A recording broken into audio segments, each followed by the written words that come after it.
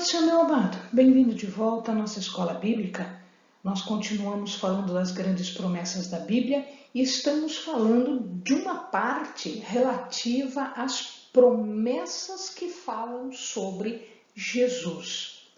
Algumas vezes nós falamos de promessas, algumas vezes nós vamos falar de algumas profecias, mas de qualquer forma o nosso foco são as promessas que estão relacionadas com Jesus.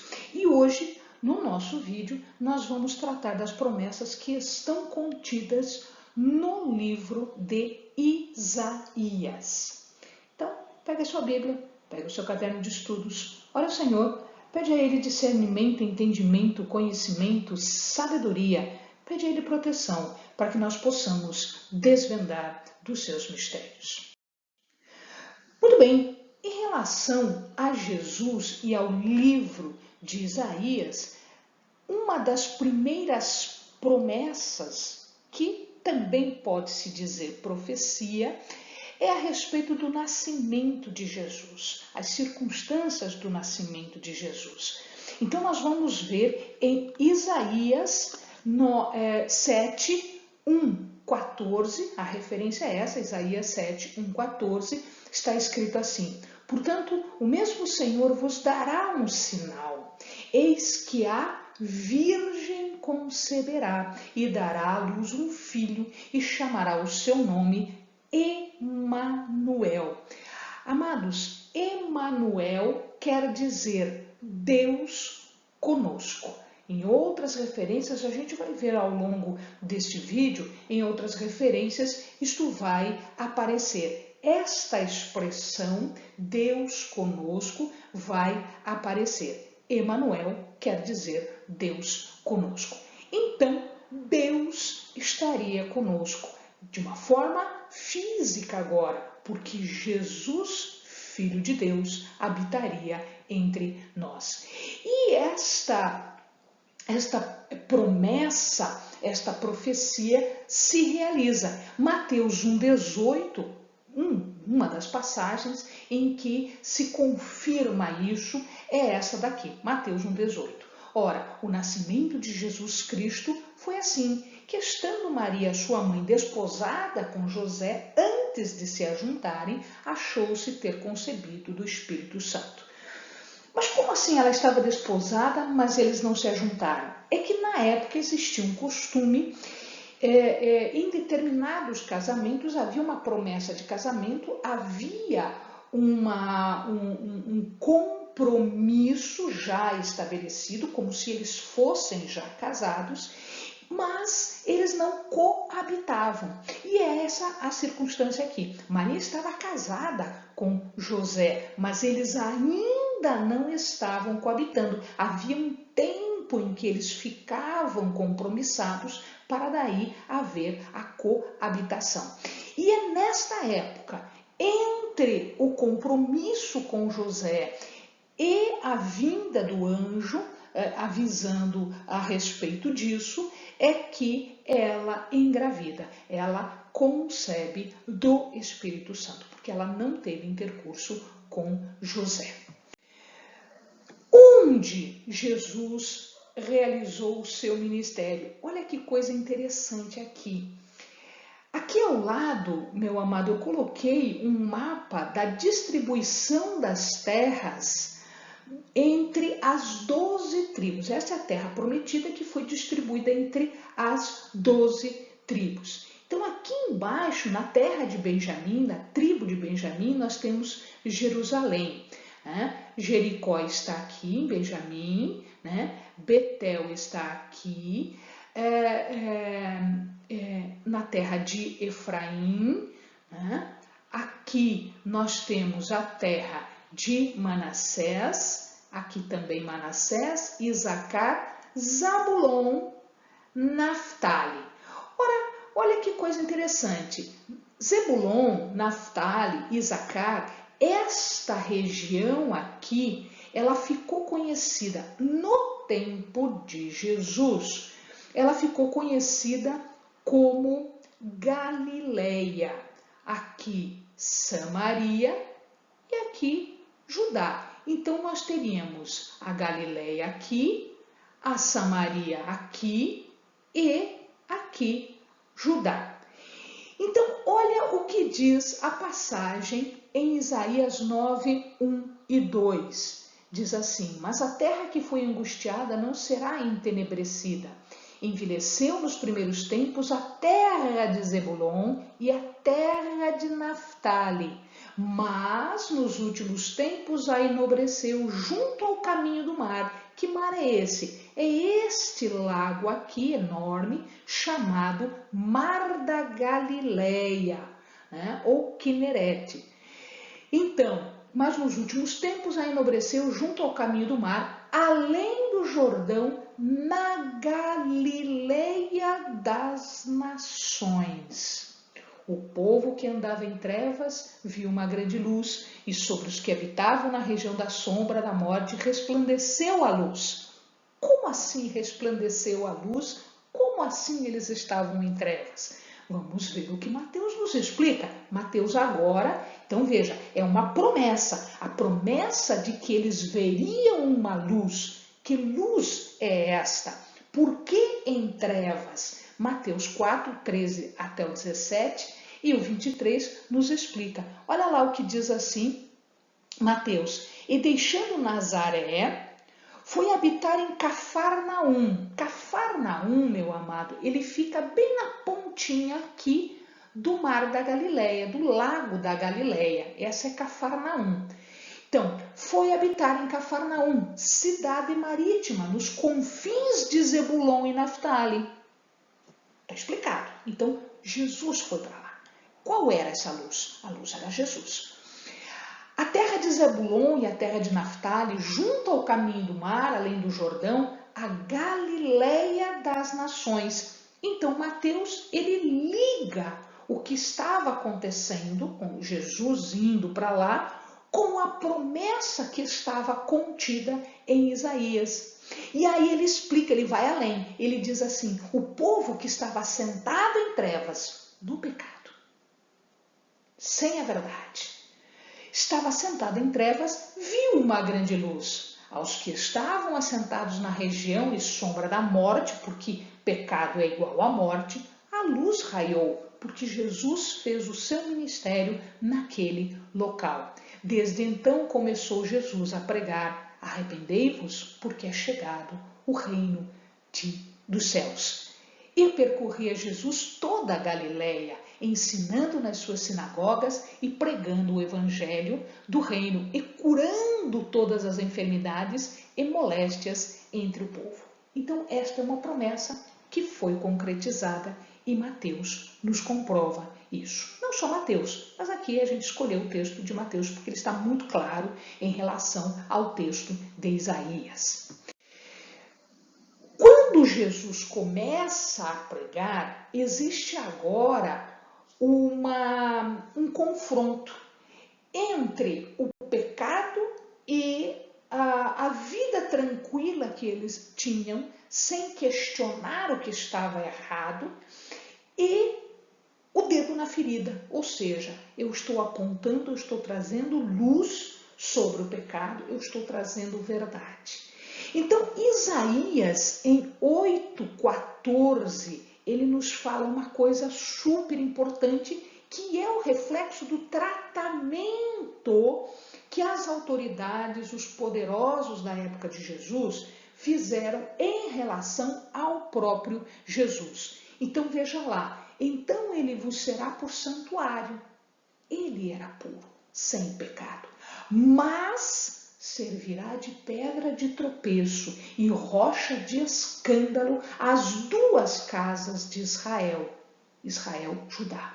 Por armadilha e laço aos moradores de Jerusalém. Não estou entendendo como isso é, por que isso acontece. Bom, então nós vamos agora para o Novo Testamento e vamos observar o que o escritor sagrado está tentando nos explicar ou nos explica a respeito deste texto de Isaías. Então ele está prevendo o quê? Ele está prevendo que Jesus vem.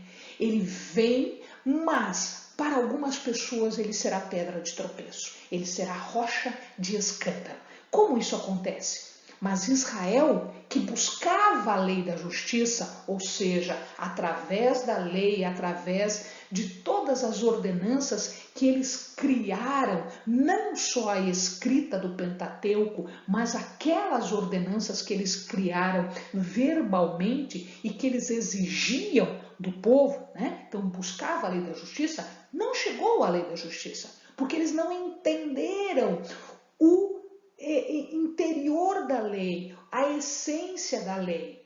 Eles explicavam do jeito que eles achavam, do jeito que eles queriam. Por que isso acontece? Pergunta o escritor sagrado. E ele mesmo responde, porque não foi pela fé, mas como que pelas obras da lei. Pois tropeçaram na pedra de tropeço, como está escrito, eis que põe em Sião uma pedra de tropeço e uma rocha de escândalo. E todo aquele que crer nela, ou seja, que crer nesta pedra, a gente falou no vídeo passado que a pedra angular, a pedra que dava sustentação. Mas essa pedra que dava sustentação, para aquele que não crê, é uma pedra de tropeço, é uma pedra de escândalo. Mas o que crê nesta pedra não será confundido, diz o escritor sagrado. E ele continua, o escritor sagrado continua dizendo, é uma pedra de tropeço e rocha de escândalo para aqueles que tropeçam na palavra, sendo desobedientes para o que também foram destinados. Então Jesus, ele veio desta forma, nestes lugares, a partir destes lugares, trazendo uma verdadeira regra, uma verdadeira lei, uma verdadeira interpretação da lei. Até que ponto o ministério de Jesus chegava? Será que era um ministério apenas para os judeus? Não sei. Vamos ver o que diz Isaías. Isaías diz diferente. Isaías nos diz o seguinte, e acontecerá naquele dia que a raiz de Jessé, a qual estará posta por estandarte dos povos, será buscada pelos gentios, e o lugar do seu repouso será glorioso. Então Jesus seria estandarte dos povos. Raiz de Jessé, é interessante aqui que Jessé é o nome de um ancestral de Davi, mas é também o nome de um ancestral de Jesus. Então nós temos aqui toda a linhagem também dita nesta passagem. Então a raiz de Jessé, ou seja, um descendente de Jessé, um descendente de Davi, ele será posta por estandarte dos povos, de todos os povos, e será buscada pelos gentios. É por isso que hoje nós estamos aqui. Esta era uma promessa. Será que isso se realizou? Será que isso aconteceu? Olha o que diz o escritor sagrado no Novo Testamento, lá em João. Ainda tenho outras ovelhas que não são deste aprisco. Quem está falando isso? Jesus está falando isso. Aprisco é um local onde se colocam as ovelhas, onde se protegem as ovelhas. E existiam vários apriscos. O aprisco aqui, ele está dizendo o seguinte, que os judeus são um aprisco, mas que existem outros apriscos, existem outros lugares. Então ele diz, ainda tenho outras ovelhas que não são deste aprisco, são de outros, mas eles são ovelhas de Jesus.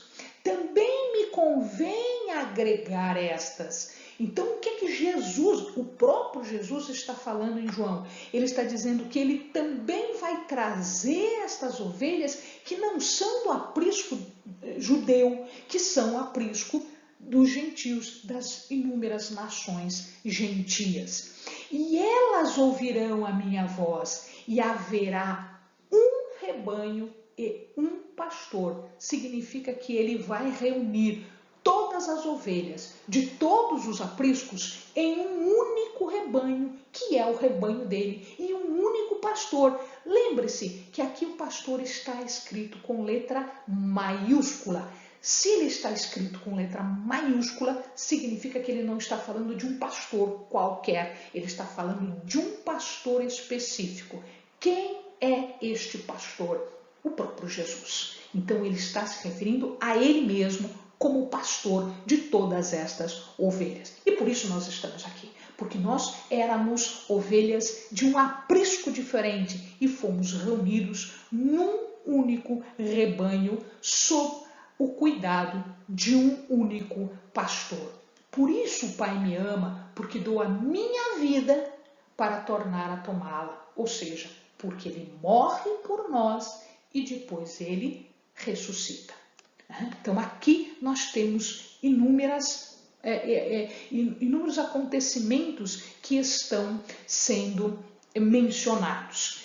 O que diz mais ainda? E os fiéis que eram da circuncisão, todos quantos tinham vindo a Pedro, maravilharam-se de que o dom do Espírito Santo se derramasse também sobre os gentios. Significa dizer que aquilo que Isaías tinha previsto, aquilo que Jesus havia prometido, agora está sendo concretizado em Atos. Tá? Em Atos nós vemos a concretização de todas estas promessas. E hoje nós vivemos a concretização destas promessas. Jesus é o nosso estandarte. Jesus é buscado por todos os gentios, por todas as nações, por todos os povos. Antes de Jesus começar o seu ministério, nós vamos encontrar aqui uma menção de alguém. Então, Isaías está dizendo para nós, olha lá, vós que clama no deserto, preparai o caminho do Senhor, endireitai no ermo vereda a nosso Deus. Significa então que Deus enviaria alguém, Deus está prometendo que vai enviar alguém antes do Messias, do prometido, para preparar um caminho, para falar sobre um comportamento errado que o povo, que os judeus estavam tendo, né? O povo de Deus estava tendo. Olha o que diz em Malaquias 3:1.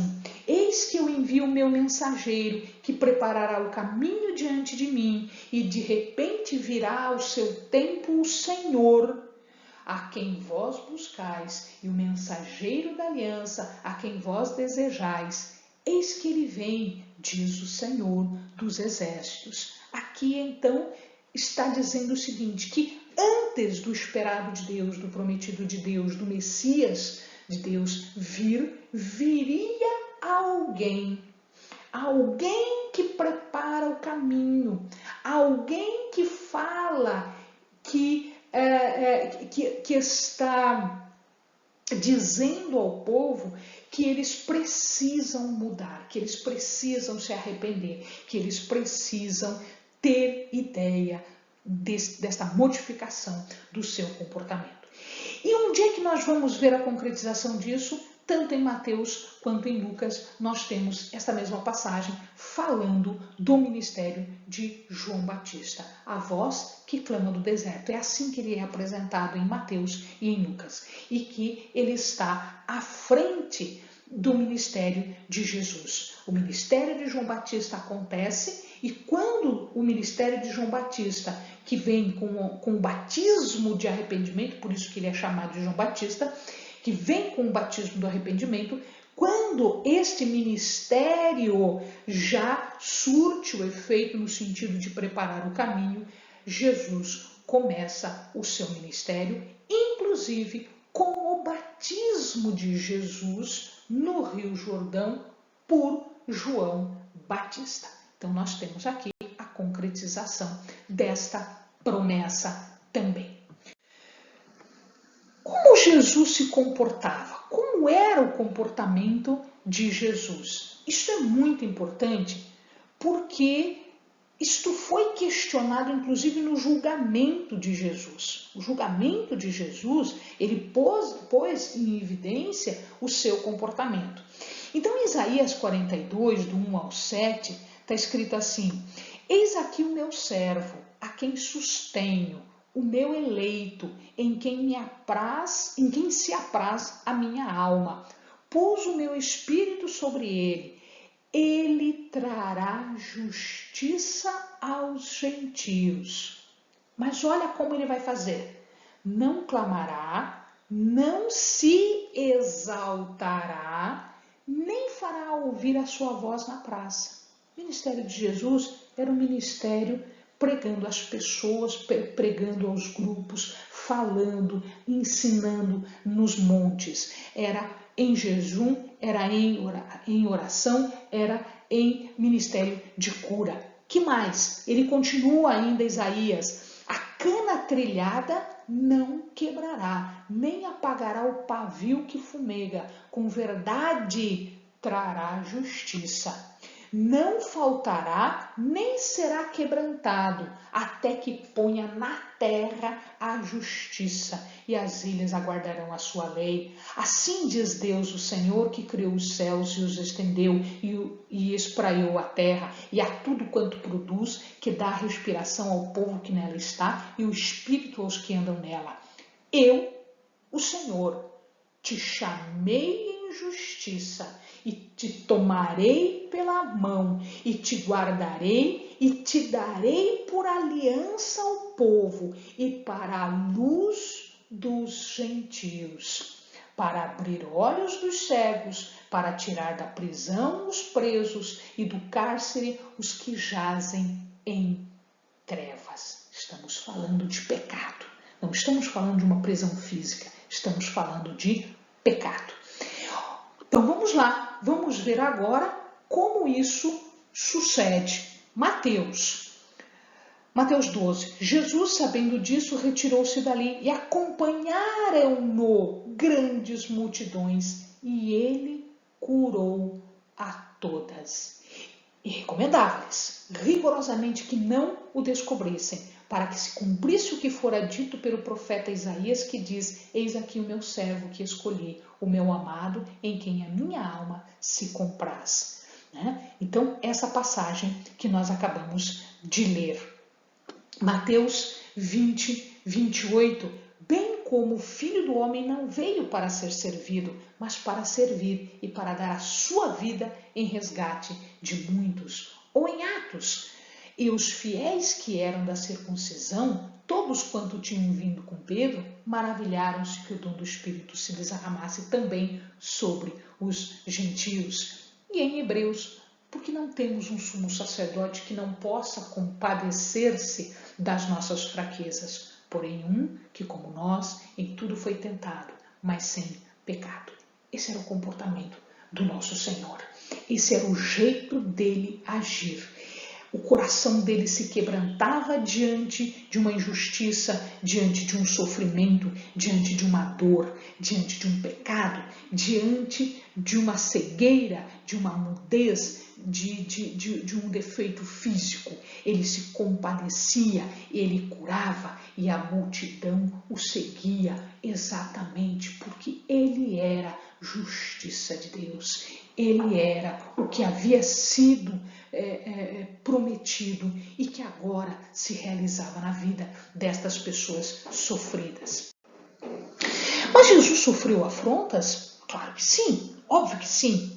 As pessoas poderosas, os grandes, os governantes, Herodes, Pilatos, Roma, todos aqueles que mandavam naquela época não estavam felizes com Jesus. Por quê? Porque Jesus estava trazendo um mundo diferente, um mundo de justiça para os injustos ou injustiçados, um mundo de cura para os doentes. E eles não se sentiam bem com isso, porque eles estavam, o poder deles estava sendo ameaçado. Então veja lá, ele sofreu afronta sim. Olha o que diz Isaías aqui: as minhas costas ofereci aos que me feriam, e a minha face aos que me arrancavam os cabelos. Não escondi a minha face dos que me afrontavam e me cuspiam. Isso se realizou? Claro que sim, o amado sabe, o amado conhece as Escrituras. Eu só vou citar uma passagem em Marcos. E alguns começaram a cuspir nele e a cobrir-lhe o rosto e a dar-lhe punhadas e a dizer-lhe: profetiza. E os servidores davam-lhe bofetadas. Então, aqui começam as dores de Jesus. Não só a perseguição anterior, como agora as dores físicas, as afrontas não só morais, mas também físicas. Além dessas ofensas, outras ofensas também nós vamos perceber. Olha o que está profetizando, olha o que está prevendo o próprio Isaías, agora na passagem 52. Como pasmaram muitos à vista dele, pois o seu parecer estava tão desfigurado, mais do que o de outro qualquer, e a sua figura mais do que a dos outros filhos dos homens. Então o que Isaías está dizendo aqui para nós? Ele está dizendo que esta pessoa que era prometida, esta pessoa que era mandada diretamente por Deus para os homens, ela seria afrontada de uma tal maneira que até o seu corpo físico estaria desfigurado.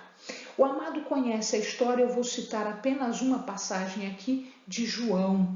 Saiu, pois, Jesus fora, levando a coroa de espinhos e a roupa de púrpura, e disse-lhes Pilatos: eis aqui o homem. Então, o que acontece agora é que Jesus estava sendo apresentado para o povo depois dele ser massacrado.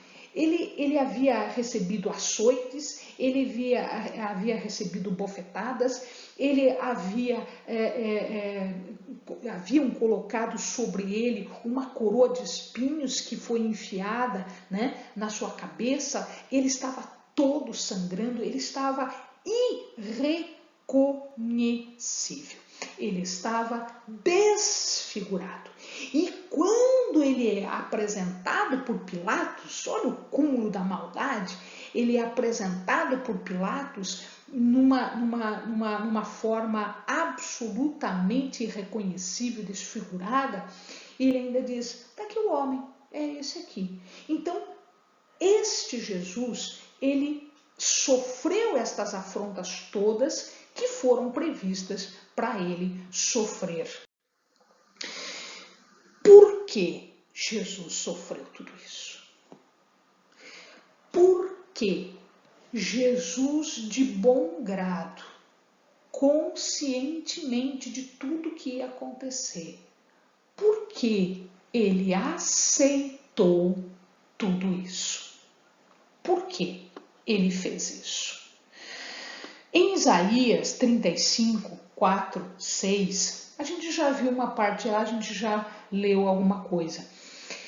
Diz que este Messias, este escolhido por Deus, que de bom grado veio para a terra em carne, veio para fazer o quê? Ele veio para a salvação.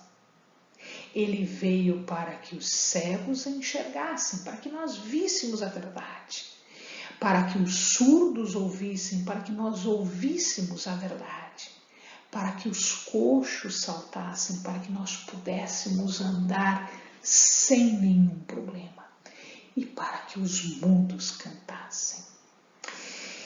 Será que isso aconteceu? Amado, qual é a razão de Jesus vir? Este é o núcleo, esta é a parte central, esta é a parte mais importante de todas. Por que Jesus veio? Qual a razão dele estar aqui? Para quem ele fez isso, nós já vimos. Então, esta promessa de Deus, que estava lá em Isaías, agora ela vai ser concretizada. Mateus e João falam sobre isso.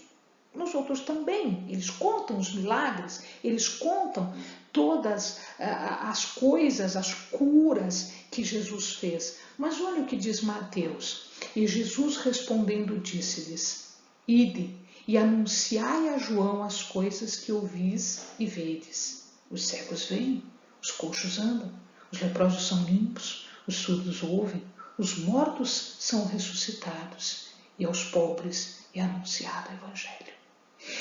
Então aqui eu não estou dizendo que isso vai acontecer. Jesus está dizendo que isso já aconteceu e que estava acontecendo. Então, quando os discípulos de João Batista perguntam para João: tu és aquele que esperamos ou devemos esperar outro? Então, Jesus, lembrando o que diz Isaías, disse: conta para João tudo isso. Ele lembra das Escrituras, ele conhece as Escrituras e ele vai saber. Porque se a promessa foi feita e se agora vocês estão vendo ela se concretizar, então vocês sabem que eu venho em nome de Deus, que eu estou fazendo as obras conforme ocorreu a promessa. É isso que nós vemos ainda nos dias de hoje, porque ainda nos dias de hoje os doentes são curados, os coxos andam, os surdos ouvem, os cegos veem, e aos pobres, isso não quer dizer pobre financeiramente, é aquele que precisa, aquele que se verga, aquele que entende, aquele que aceita. Isso, a tradução dessa palavra é esta, né? É anunciado o Evangelho. O Evangelho não é para qualquer pessoa. O Evangelho é para aquela pessoa que aceita, ouve, vê e age. Em João, depois os principais dos sacerdotes e os fariseus formaram um conselho e diziam: que faremos, porquanto este homem faz muitos sinais? Eles estavam preocupados com o quê? Eles estavam preocupados com a sua vida, eles estavam preocupados com os seus benefícios, eles estavam preocupados com o seu status e com a sua posição. Mas Jesus não estava preocupado com isso, ele estava preocupado com as coisas do Pai. E quais eram as coisas do Pai? As coisas do Pai eram a cura, era a salvação, eram todos esses milagres que nós vimos acontecer, nós lemos na palavra e nós vimos acontecer no nosso dia a dia, na nossa vida.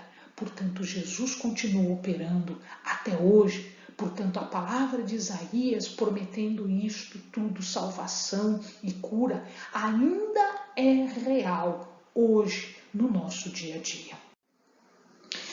O que mais temos de ministério de Jesus? Então agora nós vamos passar algumas passagens que são mais longas. Porque foi subindo como renovo perante ele, como raiz de uma terra seca. Não tinha beleza nem formosura, e olhando nós para ele, não havia boa aparência nele para que o desejássemos. Era desprezado e o mais rejeitado entre os homens, homem de dores, experimentado nos trabalhos, e como um de quem os homens escondiam o rosto. Era desprezado e não fizemos dele caso algum. Verdadeiramente, ele tomou sobre si as nossas enfermidades e as nossas dores levou sobre si. E nós o reputávamos por aflito, ferido de Deus e oprimido. Mas ele foi ferido por causa das nossas transgressões e moído por causa das nossas iniquidades. O castigo que nos traz a paz estava sobre ele, e pelas suas pisaduras fomos sarados. Todos nós andávamos desgarrados como ovelhas, cada um se desviava pelo seu caminho, mas o Senhor fez cair sobre ele a iniquidade de todos nós. Ele foi oprimido, afligido, mas não abriu a sua boca. Como um cordeiro foi levado ao matadouro, e como a ovelha muda perante os seus tosqueadores, assim ele não abriu a sua boca. Da opressão e do juízo foi tirado. E quem contará o tempo da sua vida? Porquanto foi cortado da terra dos viventes, pela transgressão do meu povo ele foi atingido.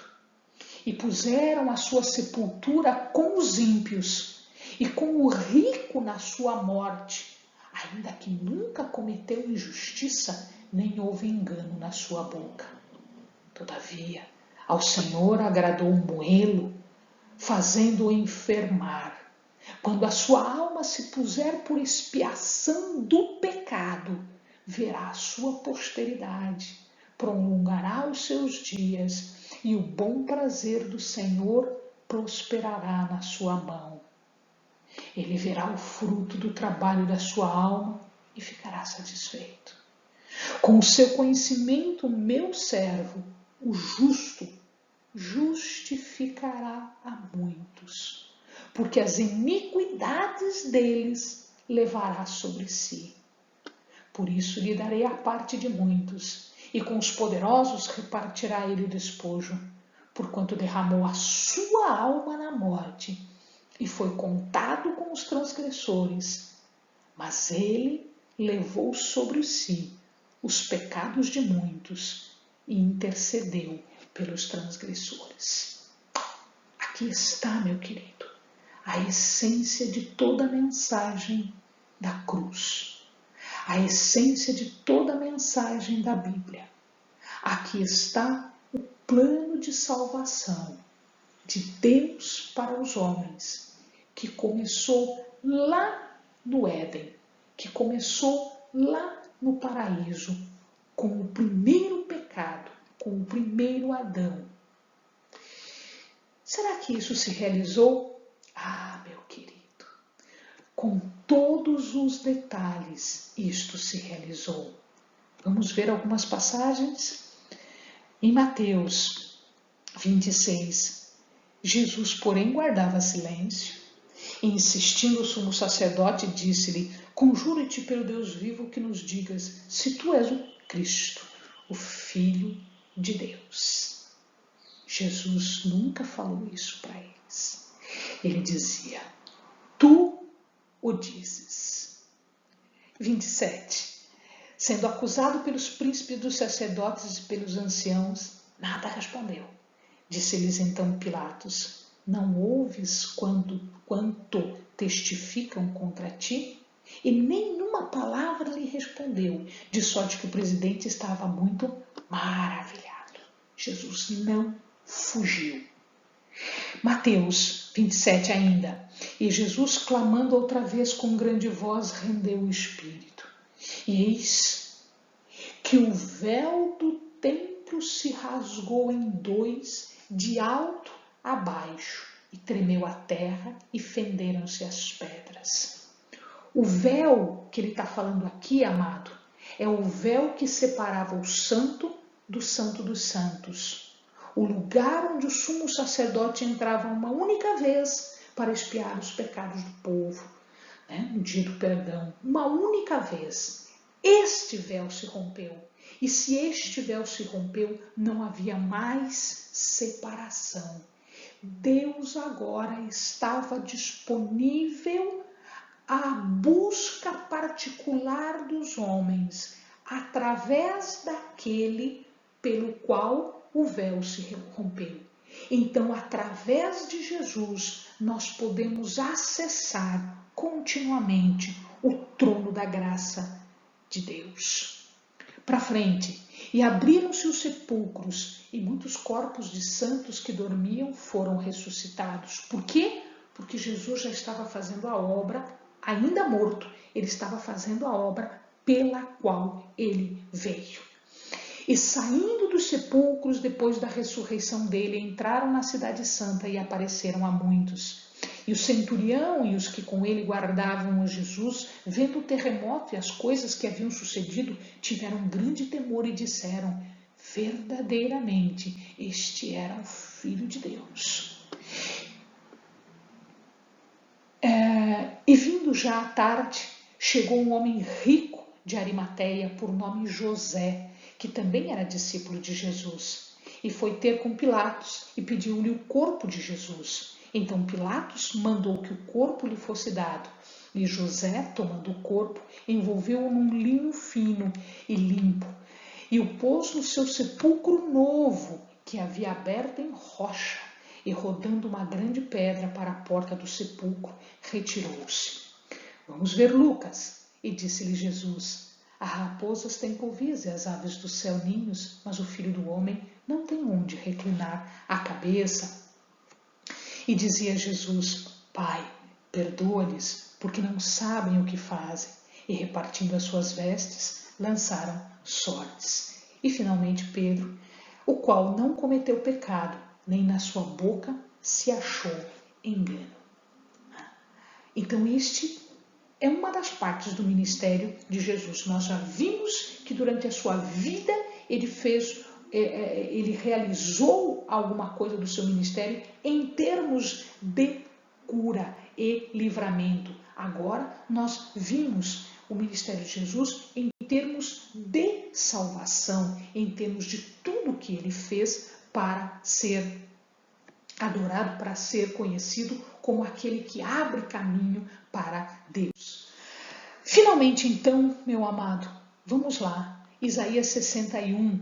O Espírito do Senhor Deus está sobre mim, porque o Senhor me ungiu para pregar boas novas aos mansos. Enviou-me a restaurar os contritos de coração, a proclamar a liberdade dos cativos e a abertura de prisão aos presos, a pregoar o ano aceitável do Senhor e o dia da vingança do nosso Deus, a consolar todos os tristes e a ordenar acerca dos tristes de Sião que se lhes dê a glória em vez de cinza, óleo de gozo em vez de tristeza, vestes de louvor em vez de espírito angustiado, a fim de que se chamem árvores de justiça, plantações do Senhor, para que Ele, Deus, seja glorificado. Isso se realizou, meu amado, naquela época, na minha vida e na tua vida. Vamos ver? Lucas. E foi-lhe dado o livro do profeta Isaías, e quando abriu o livro, achou o lugar em que estava escrito: Jesus está numa sinagoga. O Espírito do Senhor é sobre mim, pois me ungiu para evangelizar os pobres. Enviou-me a curar os quebrantados de coração, a pregar liberdade aos cativos e restauração da vista dos cegos, e pôr em liberdade os oprimidos, a anunciar o ano aceitável do Senhor. Essa passagem que a gente acabou de ler. Agora veja o que Jesus fez. E cerrando o livro, tornando a dar ao ministro, assentou-se. E os olhos de todos da sinagoga estavam fixos nele. Então começou a dizer-lhes: hoje se cumpriu esta escritura em vossos ouvidos. Lucas. Ele, porém, lhes disse: também é necessário que eu anuncie a outras cidades o evangelho do reino de Deus, porque para isso fui enviado. Até a minha cidade, até a tua cidade, até a minha vida, até a tua vida. O ministério de Jesus se cumpriu. A palavra que estava prometida para nós se cumpriu. Amém, amados?